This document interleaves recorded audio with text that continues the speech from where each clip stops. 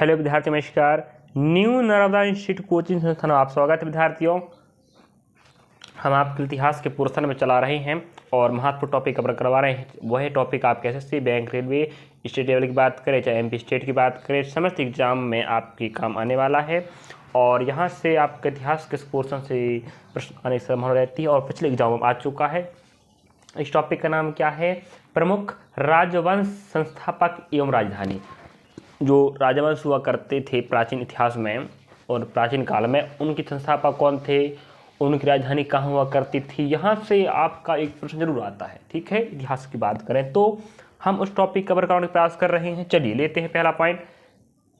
आपको हम 56 राजवंश की जानकारी देने वाले। 56 सोच रहे हैं ना, 56 के 56 आपके काम के हैं और वहाँ से महत्वपूर्ण ही हैं जो बार बार आते हैं, पर 56 राजवंश बताएंगे। उनके संस्थापक कौन है, 56 राजवंश संस्थापक कौन है, राजधानी क्या है। चलिए यह बात करते हैं। 56 के 56 पढ़ने वाले हैं।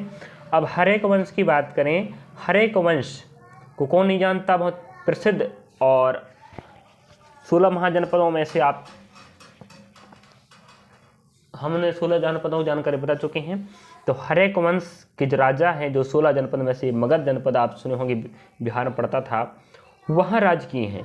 तो हर एक वंश के संस्थापक कौन है? बिंबिसार है। बिंदुसार अलग होता है, याद रखेंगे। बिंदुसार मौर्य वंश का शासक है और बिंबिसार हर एक वंश का शासक है। तो हर एक वंश की स्थापना बिंबिसार ने किया था, जिनकी राजधानी राजगृह हुआ करती थी। याद रखेंगे, प्रश्न पूछ चुका है। शिशुनाग वंश की स्थापना शिशुनाग ने किया था, जो उनकी राजधानी हुआ करती थी वैशाली। अगला है नंदवंश। तो नंदवंश संस्थापक महापद्म नंद हैं, जो पाटलिपुत्र राजधानी हुआ करता था उनका। इसके बाद आता है मौर्यवंश। तो मौर्यवंश संस्थापक चंद्रगुप्त हैं और पाटलिपुत्र हुआ करती थी, जो वर्तमान इसका नाम क्या होगा, पटना। ठीक है। शुंग वंश।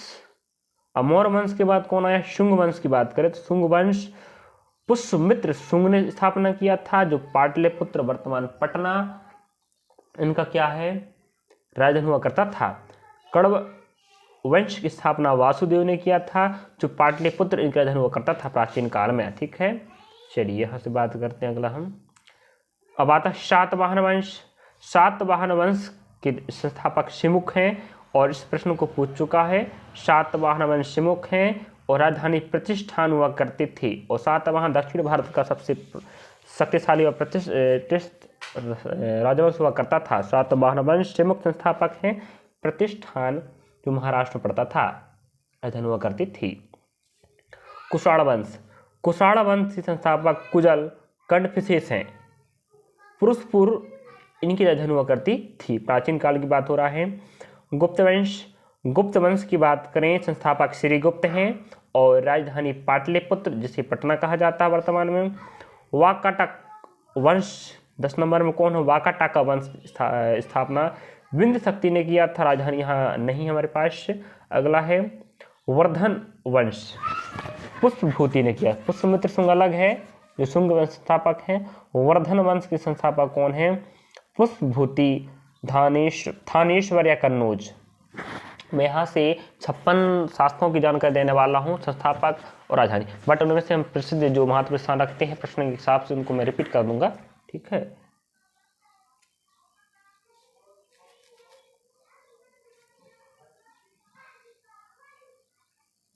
चलिए तो हमारे पास अब कौन आता है?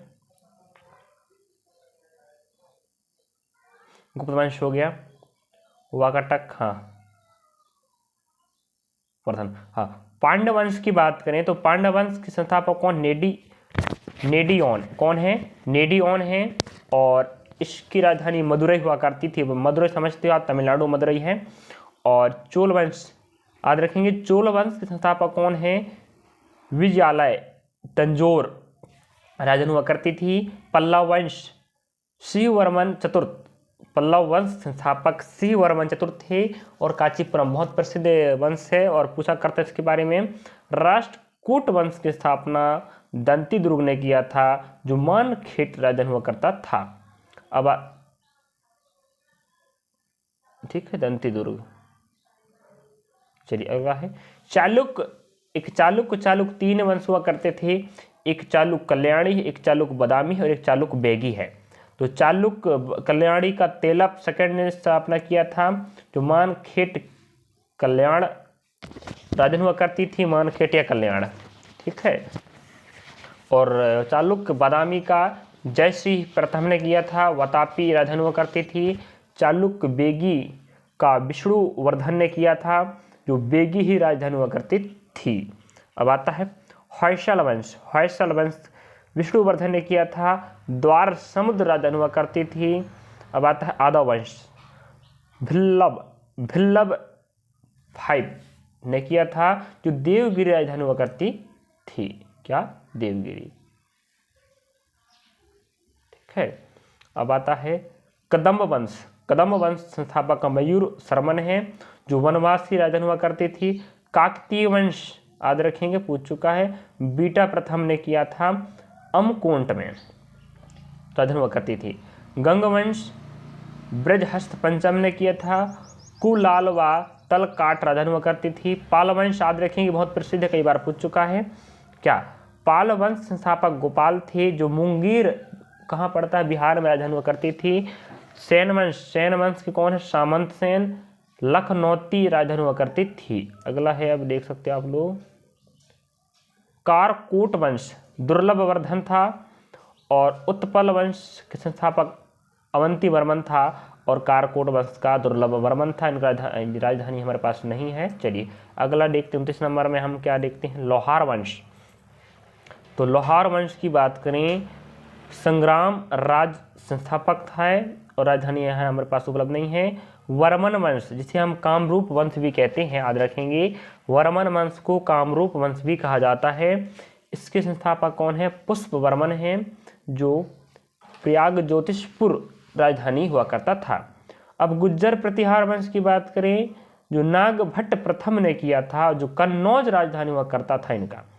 अब गढ़वाल वंश चंद्रदेव थे, जो कन्नौज राजधानी हुआ करता था। चौहान वंश वासुदेव संस्थापक थे, अजमेर सुने होंगे आप, वहाँ पर राजधानी हुआ करता था। अब परमार वंश उपेंद्र सिंह राज संस्थापक थे, जो धारा नगरी, या जिसे हम धार सुने होंगे, मध्य प्रदेश में धार है, उसे धार नगरी कहते हैं, धार नगरी कह सकते हो आप, वर्तमान में धार जिला है, तो राजधानी हुआ करती थी। ठीक, इसको हम मध्य प्रदेश में जानेंगे। चलिए अब अगला आता है चंदेल वंश। नन्नुक, खजुराहो या महोबा, तो खजुराहो या महोबा हुआ करती थी राजधानी किसकी? चंदेल वंशों की, जो मध्य प्रदेश में पड़ता है। अब आता है सोलंकी वंश। मूल राज ने स्थापना किया था, अहिनवाड़ राजधानी हुआ करती थी। कलचुरी वंश कुक्कल शासक हुआ करता था, संस्थापक इसका, जो त्रिपुरी राजधानी पड़ती है इसकी, कहाँ पर? उड़ीसा में। अब आता है गुलाम वंश के संस्थापक कुतुबुद्दीन ऐबक थे, जो दिल्ली इसकी राजधानी हुआ करती थी। अब आता है खिलजी वंश के संस्थापक कौन थे? जलालुद्दीन खिलजी, दिल्ली में राजधानी हुआ करती थी। तुगलक वंश गयासुद्दीन तुगलक, दिल्ली में। सईद वंश खिजखा, दिल्ली में। लोदी वंश बहलोल लोदी, दिल्ली राजधानी हुआ करती थी। अब आता है संगम वंश हरिहर एवं बुक्का, ठीक है, याद रखेंगे, इसको प्रश्न पूछ चुका है। संगम वंश संस्थापक जो दक्षिण भारत में राज करता था, हरिहर एवं बुक्का ने किया था, जो विजयनगर इसकी राजधानी हुआ करती थी। अब शालू वंश की बात करें, शालू वंश नरसिंह संस्थापक थे, विजयनगर इसकी राजधानी हुआ करती थी। और तुल्लू वंश के संस्थापक वीर नरसिंह थे, विजयनगर इसके संस्थापक हुआ करते थे। आरवीडू वंश के संस्थापक तुरुमल थे, जो पेनुकोंडा इसकी राजधानी हुआ करती थी। अब हम आपको 56 के 56 दिखा देंगे, ऐसा मत लीजिए आप लोग, और मैं रिपीट करूंगा वहाँ से प्रमुख वालों, ठीक है, जो आपके काम लायक है पेपर में, बट आपको दिखाना जरूरी है कि इतने शासकों ने भारत में राज किए हैं, ठीक है। बहमनी वंश हसन गंगू गुलबर्गा बीदर, ठीक है, बहमनी वंश के संस्थापक हसन गंगू थे, राजधानी गुलबर्ग बीदर थी। अगला पड़ता है आदिल शाही वंश के संस्थापक आदिल शाह थे। बीजापुर कर्नाटक पड़ता है। और आप सुने गोल गुंबद आपके बीजापुर में है, तो किसने बनाया? आदिल शाह ने। तो आदिल शाही वंश के संस्थापक आदिल शाह थे, बीजापुर में राजधानी हुआ करती थी। निजाम शाही वंश संस्थापक मलिक अहमद थे, जो अहमदनगर राजधानी हुआ करती थी। इमाद शाही आपके, चलिए अगला है हमारे पास है, क्या है? इमाद शाही वंश संस्थापक कौन थे? फतेह उल्लाह इमाद शाह, जो राजधानी हुआ करता था इनका बरार। अगला है कुतुब शाही वंश, कुली कुतुब शाह संस्थापक थे, गोलकुंडा आप सुने होंगे, राजधानी हुआ करती थी। बरीद शाही वंश संस्थापक कौन थे? अमीर अली बरीद, और राजधानी बीदर हुआ करती थी। अगला है शर्की वंश संस्थापक कौन थे? मलिक सरवर, और राजधानी जौनपुर हुआ करती थी। मुगल वंश के संस्थापक कौन है? बाबर। इन्हें तो ना भूले बिल्कुल। मुगल वंश के संस्थापक कौन है? बाबर, और राजधानी दिल्ली और आगरा हुआ करती थी। भोंसले वंश के संस्थापक शिवाजी थे, जो रायगढ़ इनकी राजधानी हुआ करती थी। हैदराबाद के स्वतंत्र राज हुआ करता था, उसके संस्थापक कौन थे? निजाम उल मुल्क, जो हैदराबाद इसकी राजधानी हुआ करती थी। अब हम आपको 56 राजवंशों की जानकारी दे चुके हैं। 56 के 56 राजवंश आप काम के हैं। यहाँ से रिपीट कर देता हूँ कि कौन महत्व स्थान रखता है। चलिए बाकी आपको पढ़ना है, देखना समझना है, ठीक है। आपको हर एक वंश याद रखना है, सुनाग वंश, नंद वंश, मौर्य वंश, शुंग वंश, कड़ वंश, सातवाहन, कुषाण वंश, ठीक है। और उसके बाद फिर आपको सातवाहन, कुषाण, गुप्त, मैं यहाँ बोल देता हूँ ना, हरेक वंश, सुनाग वंश, नंदवंश, मौर्य वंश, शुंग वंश, कड़ वंश, सातवंश, कुषाण वंश, गुप्त वंश, वाकाटक वंश, हूण वंश, पांड्य वंश, चोल वंश, पल्लव, राष्ट्रकूट और चालुक्य पूरे याद रखना, ठीक है। उसके बाद आता है काकतीय वंश याद रखना है, पाल वंश याद रखेंगे, और इसके बाद आता है गुज्जर प्रतिहार वंश याद रखेंगे, परमार वंश याद रखेंगे, चंदल वंश, कलचुरी वंश, गुलाम वंश, खिलजी वंश, तुगलक वंश, सैयद वंश, लोधी वंश, संगम वंश, चालुक्य वंश, और आता है आपका मनी वंश याद रखेंगे, और फिर आप आता बस हो गया। इतने चीज़ आपको याद रखना, और मुगल वंश और हैदराबाद के स्वतंत्र राज। तो आपको मैं रिपीट कर बता दिया उनके राजवंश, संस्थापक और राजधानी, पूरी जानकारी आपको इत्मीनान से याद करना है विद्यार्थियों के। एग्जाम प्रश्न पूछ लेता तो आप बनाना है।